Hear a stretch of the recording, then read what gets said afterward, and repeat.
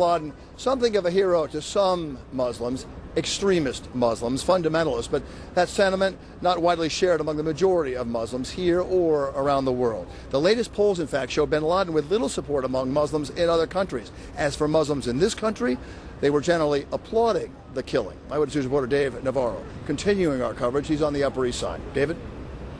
Bill, by many estimates, there are close to 1 million Muslims living in the metropolitan area. This mosque alone on a Friday can see as many as 4,000 people turning out for prayers. And what we found today is that many of them were overjoyed to hear Osama bin Laden is dead. At a Muslim cultural center in Midwood, Brooklyn, a giant American flag is flying proudly outside its doors.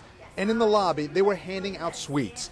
For many here, it is a day to celebrate, as the news of Osama bin Laden's death swept through the neighborhoods. They're like, oh, thank God. Yes, we got this guy, you know.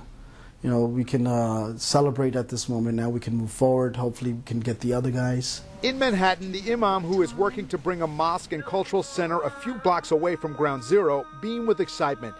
He started an initiative in the days after the attacks on 9/11 to show Americans that terrorists do not speak for Muslims. He says the death of bin Laden marks a big step in helping to bridge the mistrust that rose out of the ashes of the attacks. The death of bin Laden is certainly a major milestone in helping us not only bring closure but help this national discourse around healing the relationship between America and the Islamic world. But the celebration is tempered with concern of a backlash.